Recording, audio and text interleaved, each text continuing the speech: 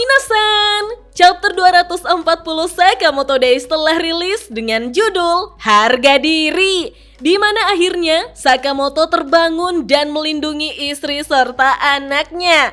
Tapi kerennya, kita mendapatkan halaman pembuka berwarna berjudul Tiba Juga Saatnya. Shin berteriak, "Selamat! Sudah 5 tahun sejak serialisasi Sakamoto Days dimulai. Jadi untuk merayakannya akan ada proyek spesial." Lu Shotang menanyakan, "Proyek apa tuh?"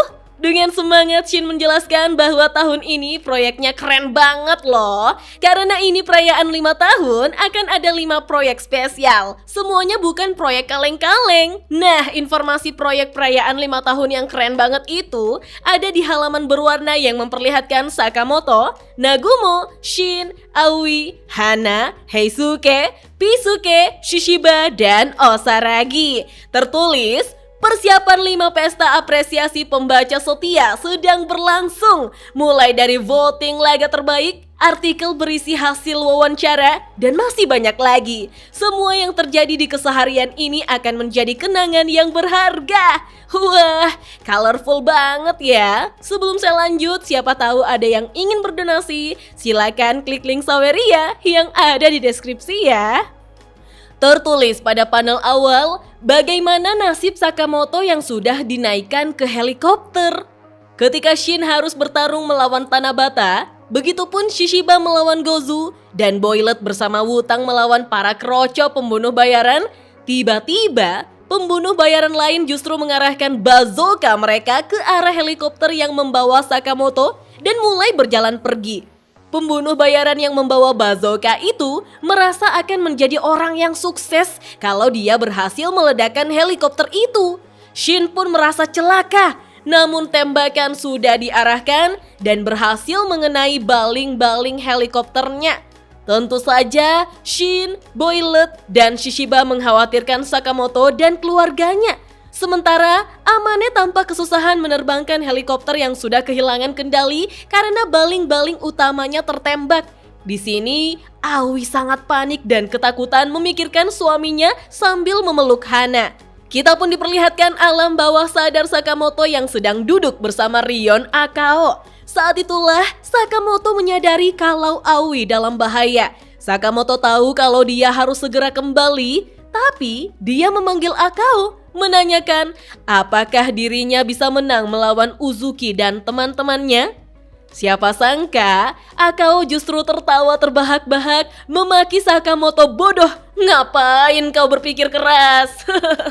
Membuat Sakamoto menyuruh Akao untuk diam karena Akao sendiri sudah mati kan. Dengan wajah emosi, Sakamoto berkata, "Aku serius bertanya tahu." Akao pun menghentikan tawanya, menanyakan pada Sakamoto bagaimana rasanya hidup biasa saja. Bisa diperhatikan kalau di sini Rion dan Sakamoto yang tadinya duduk di atas kereta lalu berpindah tempat duduk di depan toko Sakamoto Minasan.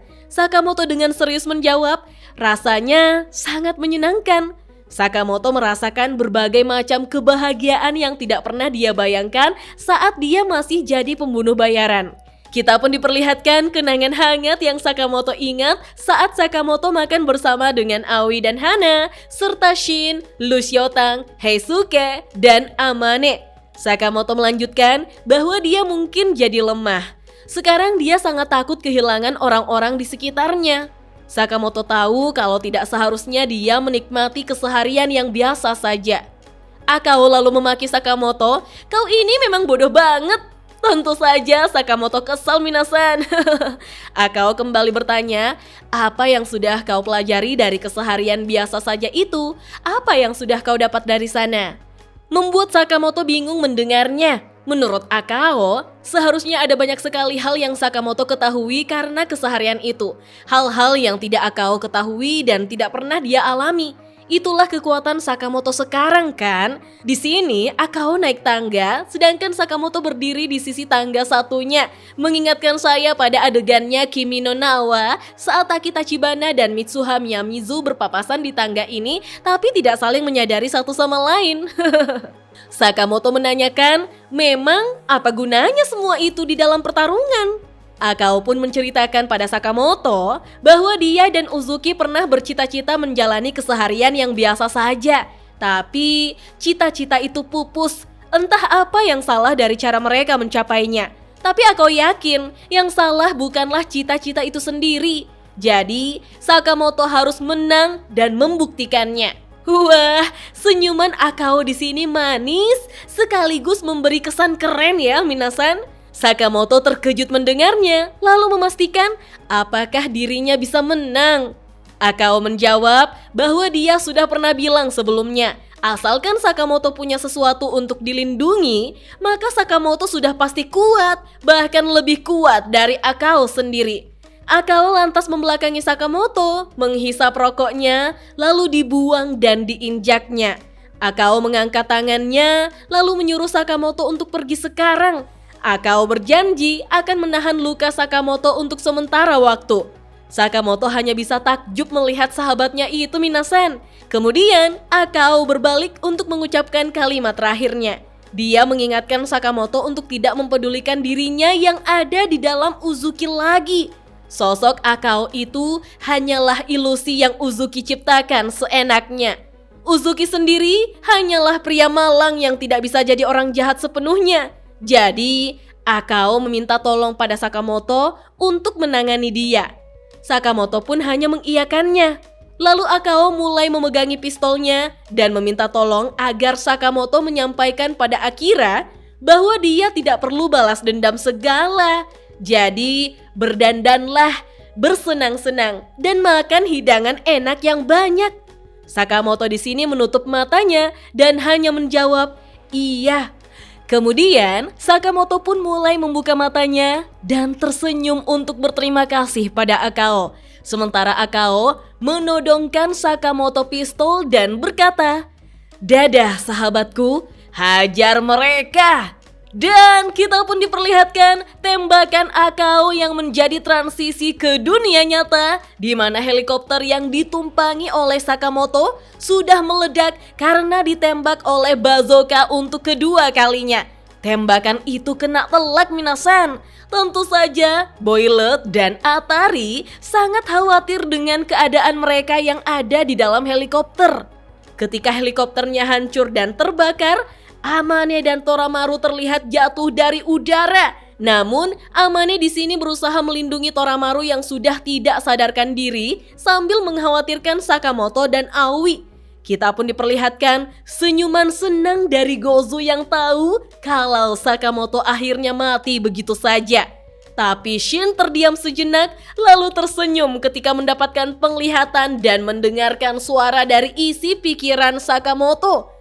Dengan wajah optimis, Shin mengatakan, "Selamat datang kembali, Tuan Sakamoto." Dan inilah dia, Sakamoto yang telah bangun kembali dan langsung menyelamatkan istri serta anaknya. Tapi Shin sangat terkejut karena melihat badan Sakamoto yang jadi besar lagi. Aoi tersenyum ramah pada suaminya, sedangkan Hana berteriak, "Ohayo papa." Kemudian Osaragi dengan wajah lugunya menyadari Sakamoto dan keluarganya akan mendarat di tengah-tengah pertarungannya dengan Torres. Dengan cepat, Osaragi bergerak mundur dan terus menatap Sakamoto yang imut seperti teddy bear. Melihat itu, Torres tidak percaya kalau Sakamoto ternyata sudah sadar dari koma. Tapi seperti biasa, Sakamoto selalu muncul di saat yang tidak pas. Di saat Sakamoto sedang memilih baju di pusat perbelanjaan karena dia bertelanjang dada, Torres pun meminta maaf padanya. Padahal Sakamoto baru saja bangun, tapi Sakamoto sudah akan dibuat tidur lagi olehnya. Dengan cepat, Torres mendekati Sakamoto yang sedang memakai baju untuk ditembakkannya dengan sand blasternya. Namun siapa sangka, moncong dari sand blaster yang dikeluarkan oleh Torres dari balik lengannya justru dimasukkan oleh Sakamoto ke mulutnya dan ditiupnya kuat-kuat, minasan. Kita pun diperlihatkan bagaimana mesin sand blaster yang terdapat di belakang baju Torres langsung hancur lebur. Wah, benar-benar gerakan yang nekat ya. Torres tidak menyangka jika sand blasternya hancur hanya dengan tiupan nafas Sakamoto. Shin yang melihatnya pun tersenyum senang sekaligus bangga. Sakamoto lantas berkata, "Tubuhku jadi segar sekali karena bisa tidur lama. Kalian semua, bersiaplah." Tertulis pada panel akhir, dia bangkit kembali. Wih, chapter yang seru juga ya minasan. Apakah maksud Akao dengan mengatakan bahwa dia akan menahan luka Sakamoto untuk sementara waktu? Berarti Akao menahan wujud kekarnya Sakamoto ya? Jadi, Sakamoto nanti akan beraksi dengan wujud menggemaskannya itu sampai tiba saat dia berhadapan dengan Uzuki. Namun, dari pesan terakhir Akao pada Sakamoto, dia seolah menitipkan Uzuki yang juga ingin merasakan hidup biasa saja seperti yang sudah dijalani oleh Sakamoto. Terlebih lagi, Uzuki hanyalah pria malang yang tidak bisa jadi orang jahat sepenuhnya. Perkataan ini seolah menyeratkan untuk menyelamatkan Uzuki alih-alih membunuhnya. Tapi, siapakah yang mampu mengalahkan sosok kakek Takamura di kepribadian Uzuki itu? Apa Sakamoto memang sanggup? Saya juga penasaran, apa kabar Akira Akao? Apakah dia masih berada di sisi Uzuki? Kita nantikan saja ya, minasan. Oke deh, sampai di sini dulu. Dah.